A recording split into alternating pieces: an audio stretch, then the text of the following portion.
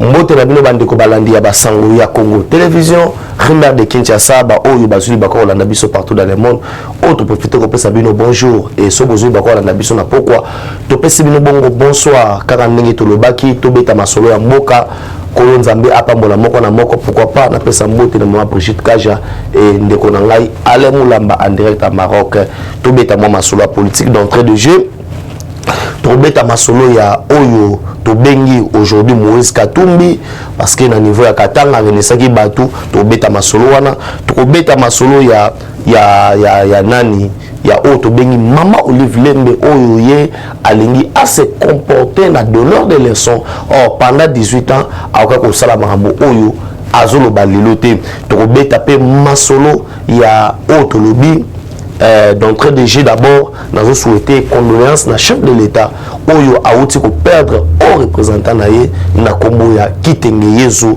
où nous compatissons ensemble Kitenge Yezu azali valeur aujourd'hui azala qui très cher pembeni chef de l'État ou a soumis chef de l'État na makambo moi ebele et aujourd'hui Kitenge Yezu azali suna bisote azon se molimo état par tata Nzambe on peut que s'incliner na volonté ya Kolo Nzambe et Nzambe vraiment azwa molimo na yepe ape mabongo na kimia tokoti mbala moko na makambo etali actualité ya politique d'entrée de jeu tozo banana dossier oyo ya Mama Olive Lembe oyo alobi nzala ya Kasai ezali au même titre, ezali comparable na drame ya volcan et c'est que le plus fort vienne en aide au plus faible. Maloba ya Olive Lembe Kabila bande konangai, moi je pense que trop c'est trop et moi si au botikana lo babongo Olive Lembe alingi a débordé na balangage et comme alingi a débordé na balangage tokozonga mwa sima poto tuna Olive Lembe pendant 18 ans o mobali na yo akonza mboko yo quelle était la situation au niveau du Kasai Olive Lembe mobali na yo Joseph Kabila oyo asala ke bakasa ba panzana na deux provinces le Katanga na Kinshasa babengi en français exode rural que les plus forts viennent en aide aux plus faibles. Est-ce que koko bisangai les plus forts au qui aya en aide aux plus faibles, c'était qui Ngoïka Sanji. Parce que vous avez envoyé Ngoïka Sanji comme étant gouverneur kamikaze na Kasai à détruire les Kasai. Ngoïka Sanji au Bakase Bandoko Benga et Jack Bauer. Mais aujourd'hui, Olive Lembe a commis donneur de leçons. Olive Lembe, donneur de leçons. Olive Lembe donneur de leçons. Pour quel bilan?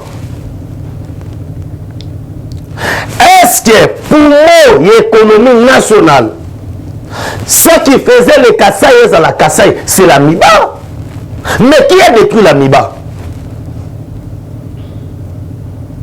Quand aujourd'hui, vous voulez faire voir la face du monde que Facha du pouvoir et que crise alimentaire aux Anakasaï et Zaline de drame aux cas na niveau il y a Est de la République.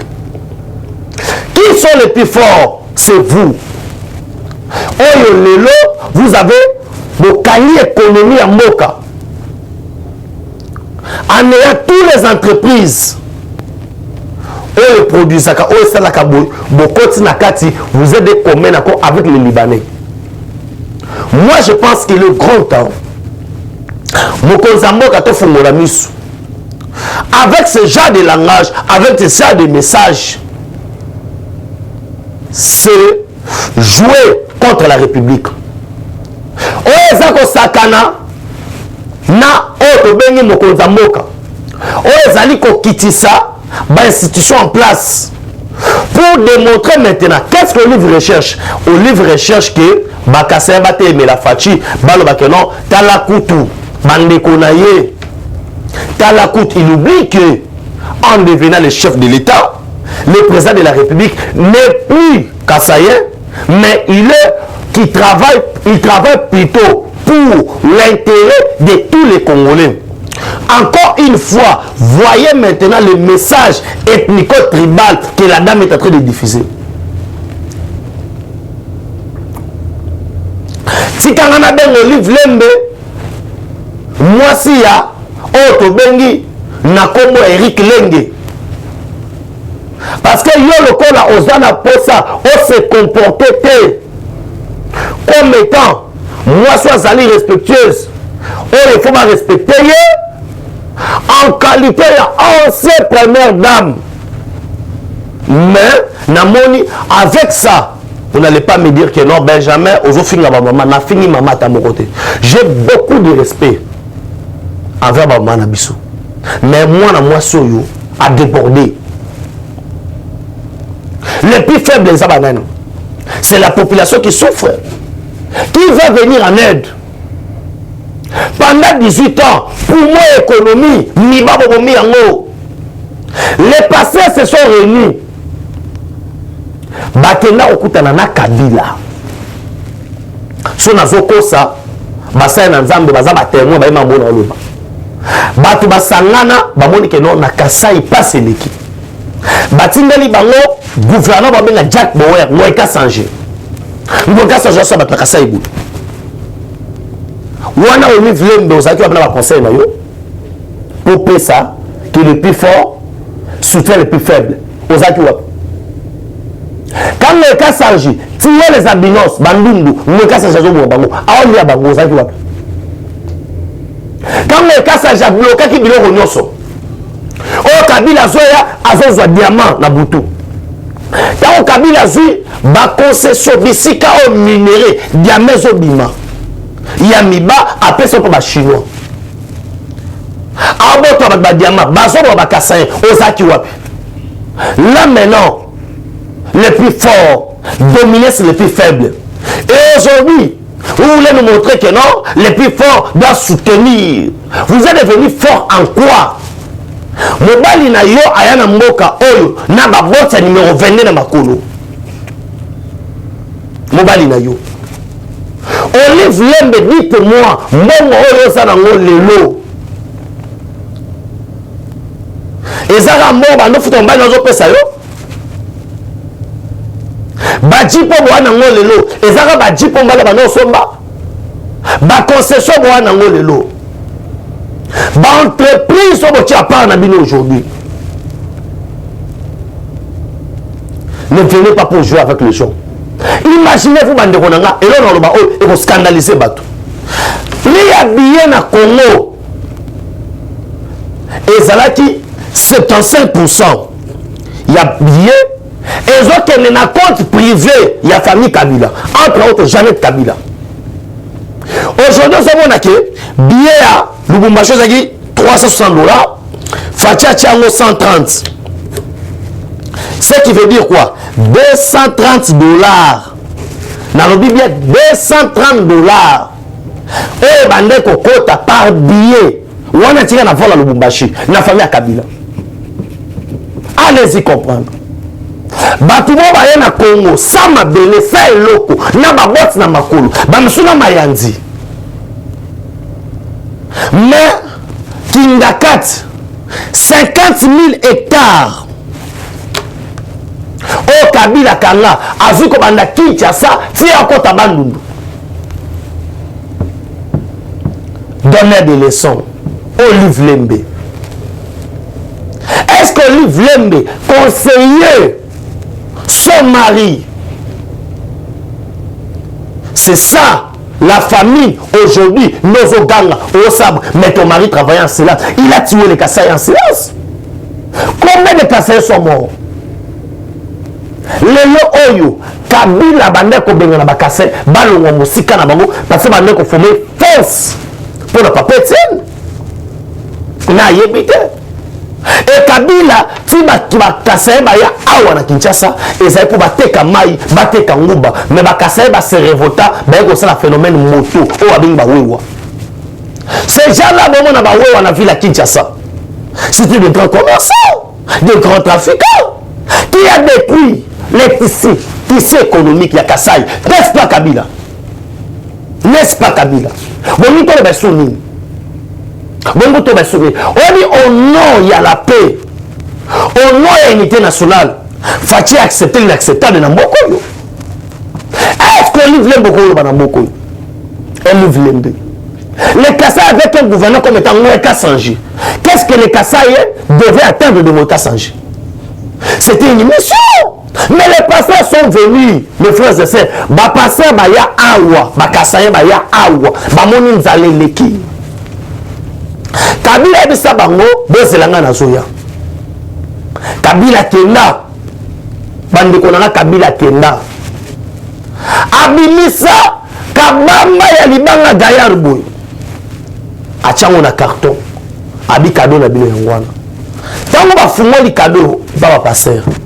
Bata la boue libanga diamate me libanga kaya kayu alobi bananipi kamaribwe batakuri ya maibwe lokola mabanga mabanga bakole mabanga mais Kabila avait une mission, c'était exterminer les Kassai, détruire, tuer. Je ne suis pas tribal, laissez-moi vous dire ces choses parce que la dame a tout le monde à la pota. Combien bateau va bomi par mon Kasai na Kasai? Combien bateau mobali na ya bomi? Combien de jeunes baza porté disparu jusqu'à aujourd'hui? La dame Olive Lembe que tout le monde va potater. Olive Lembe, quand vous dites aujourd'hui que non, les Kassai ils na boy, mais soi-disant aux Adiba Congo, Kabila tiki ba Congo na niveau ni. Pour Yamatadi, Bato Onatra, Banzela, Stade Lumumba Sila, Kabila tiki ba Congo na niveau ni.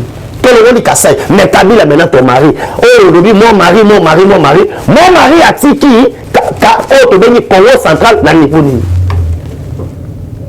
Mon mari a kangi port ya l'État. A commis ça la yé. A boni port. Il y a un atra. A sali port privé na yé. Pour biloko kotaka. Vie oyo, ba doit vivre na Congo central. Mon mari. Aujourd'hui, Olive Lembe a balu qui a commis donneur de leçons. Botka Blagwana. Botka Blagwana. Bon, comprenez ce que pour un niveau de tableau, surtout, la deuxième élément on a compte. Parce qu'aujourd'hui, je suis venu parler seulement de 2 points. Premier point, Ezaki qu'on recadrer la dame Olive Lembe.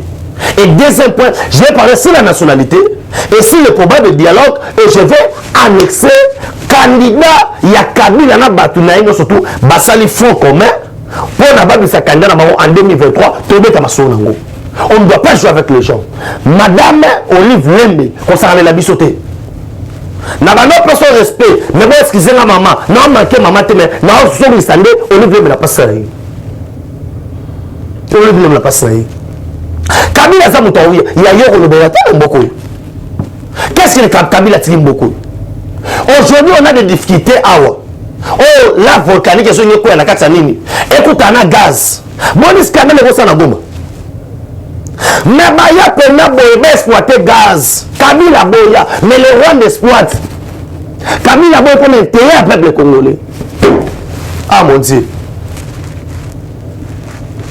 Tala, bon ça là-bas tout est. Il ne faut pas jouer avec les gens. Ça embrouille, madame Nassika Yangoyo. Ça embrouille. On demande à Makambo Oliver Luka. On a mouru Oliver Luka. Pour vous dire quoi? Ça c'est jouer avec les gens.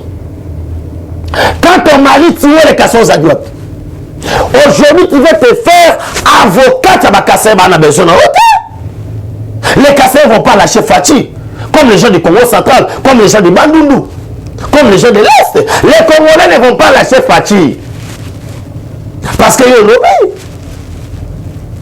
voiture lobby.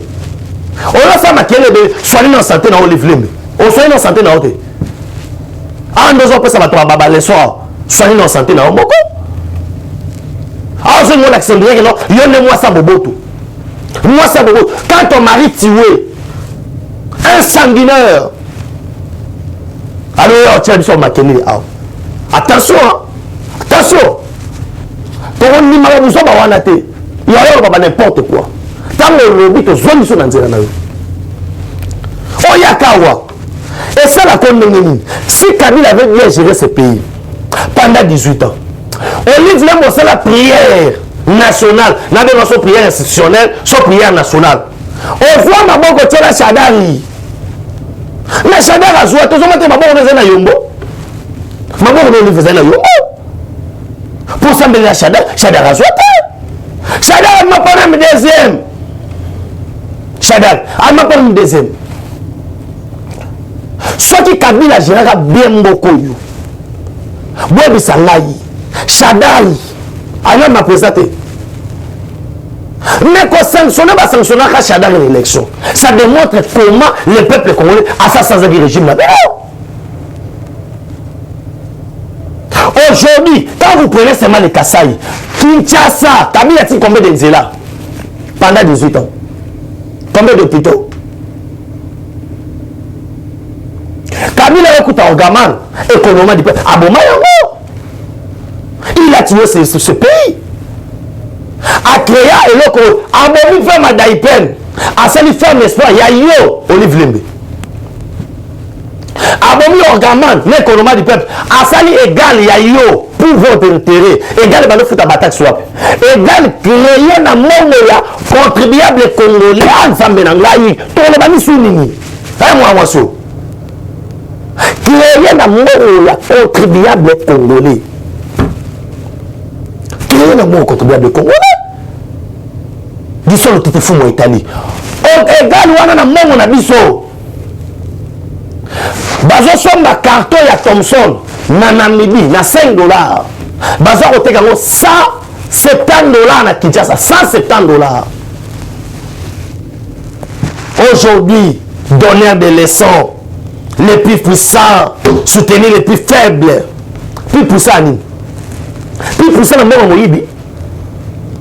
Plus puissant le monde Moïbi. Des voleurs, des mafieux. Bande de voleurs. Et aujourd'hui, vous avez on va passer sur la leçon. Non. Arrêtez ça.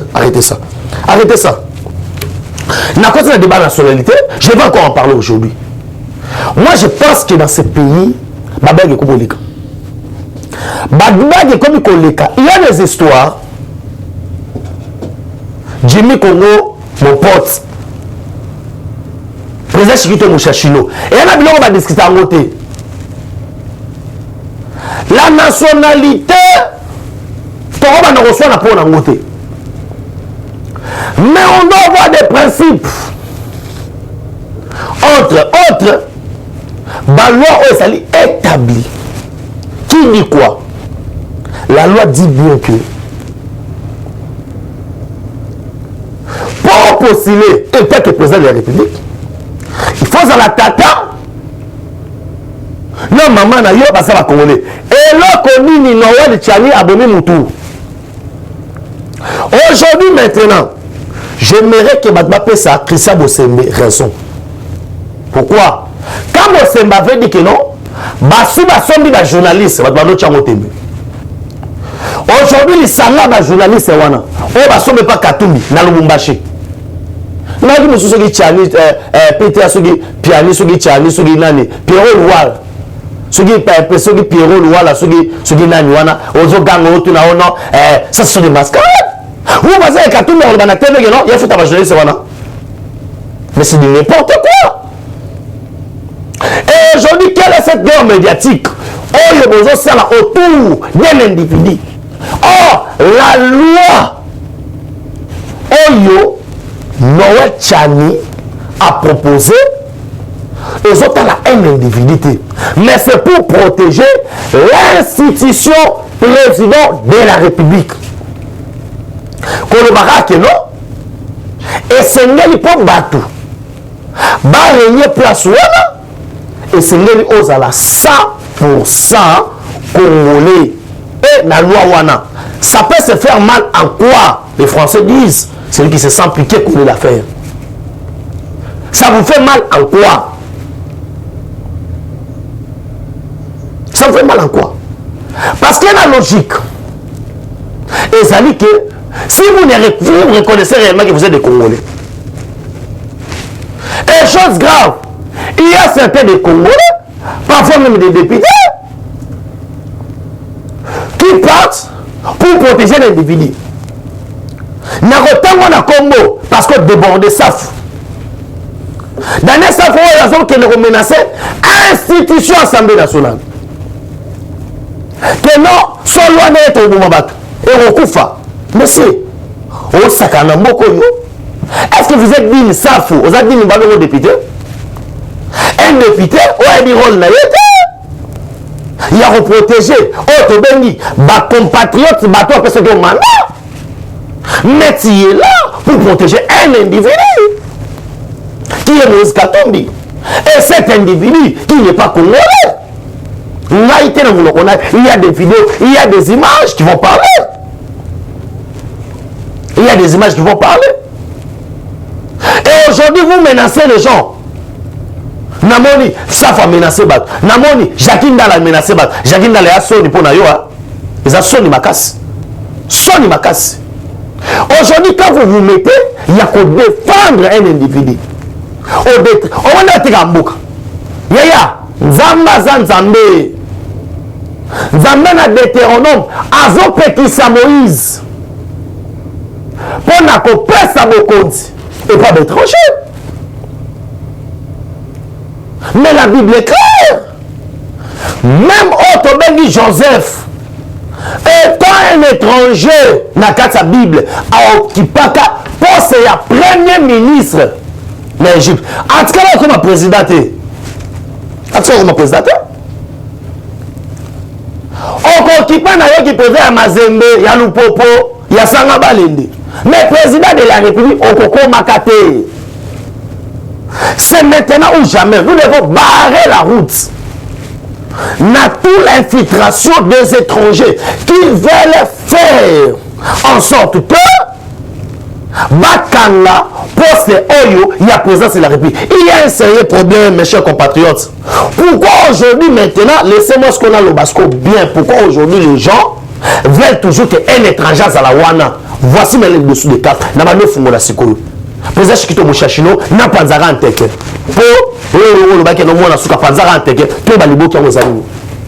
Libo qui a zali boni. Fati a franchi la ligne rouge qui était entre autres soutirer maintenant l'économie congolaise dans l'armée de l'étranger. Dans l'armée congolaise, au Oyo et Zalaki n'a pas d'étranger. Les deux pignons à quelque chose maningi ici. Baya basati que non, awa, mwambe kotizelo. Pourquoi? Katumbi qui était dans plusieurs accords économiques, ils ont protégé les étrangers. Au détriment des Congolais, et pas un certain Joseph Kabila. Na pire moutouna yo, basara na ba Zambie, na ba Félicide, Katumba moi qui a kufa. Maintenant, les étrangers, entre autres, je dis plusieurs pays européens. Oh, bah, on dit que non, Fati a commis, autre bengi, bête noire na bango. Oh, faut qu'on le battre.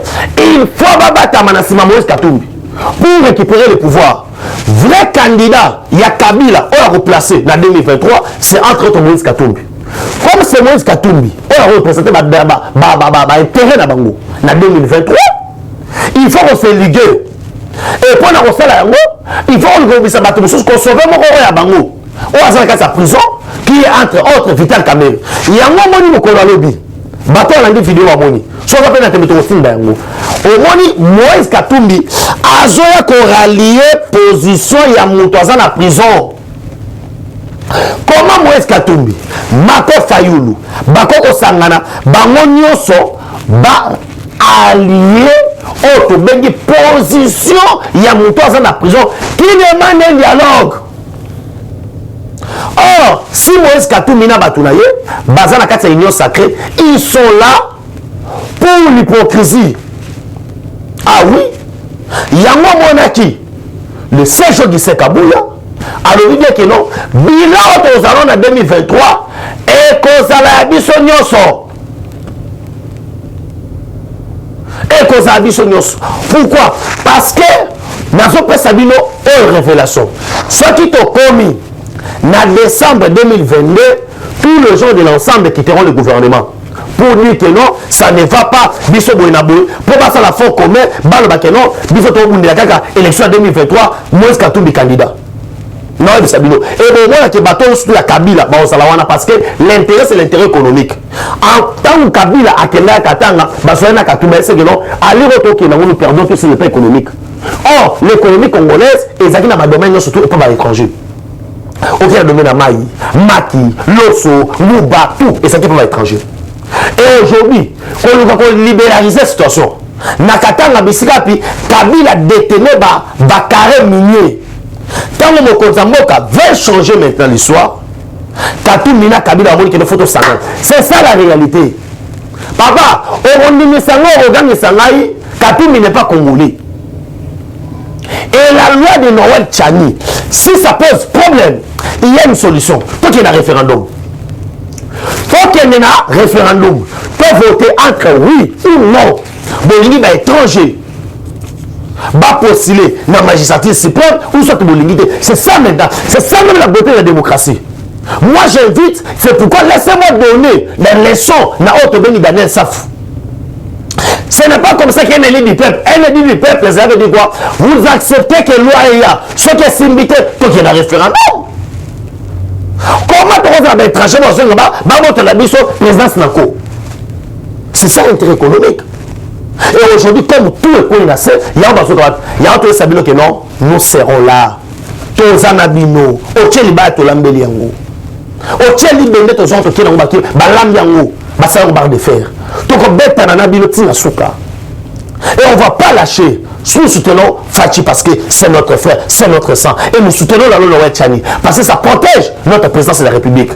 Que vive la RDC. Que vive la loi de Noël Tchani.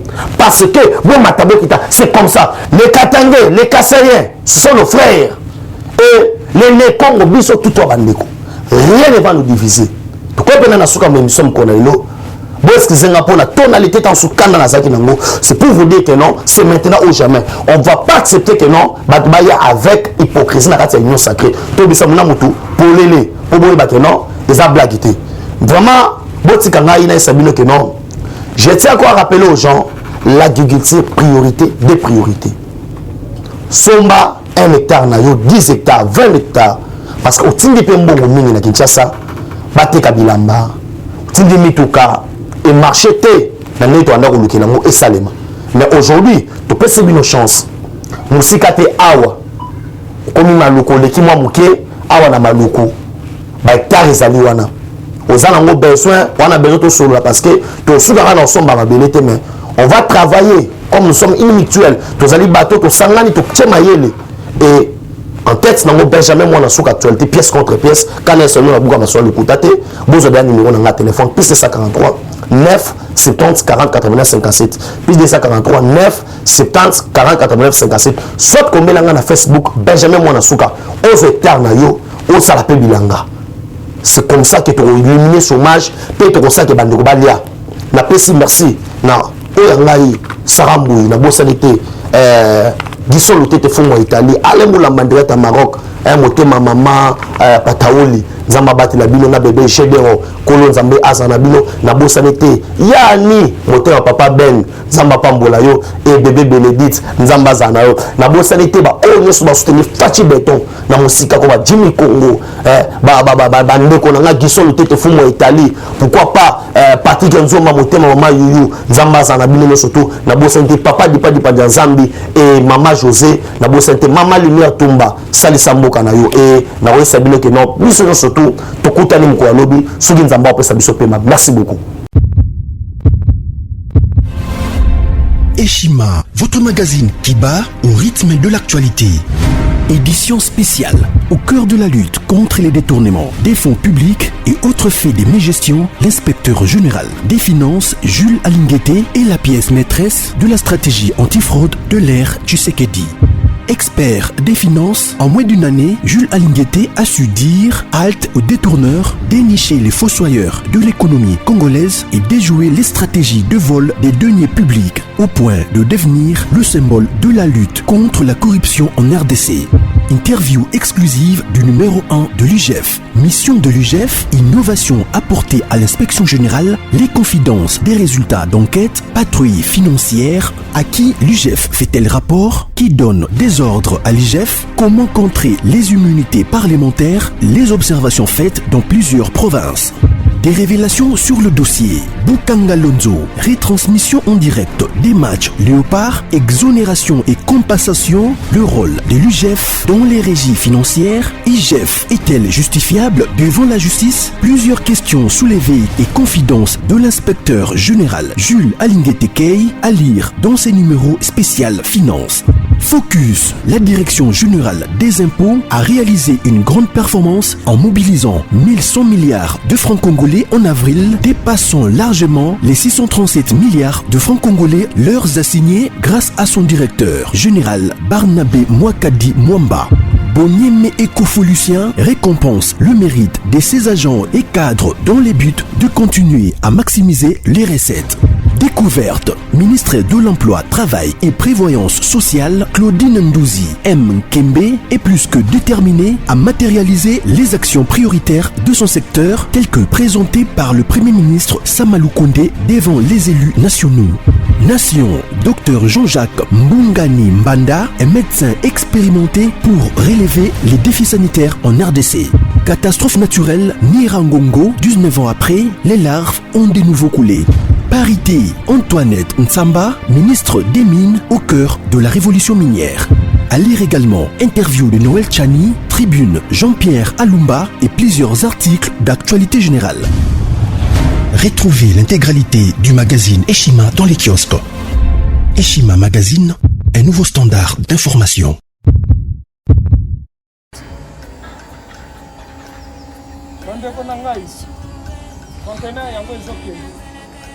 Le 26 mai, les conteneurs. Conteneur chaque mois. Donc, next ekozala le 26 mai. Olingo tinga velo. Mutuka. Lise aussi otangi. Biloko tout pour même cannabis. Benga biso. Comme ça, toya, so même biloko to tinga na Congo.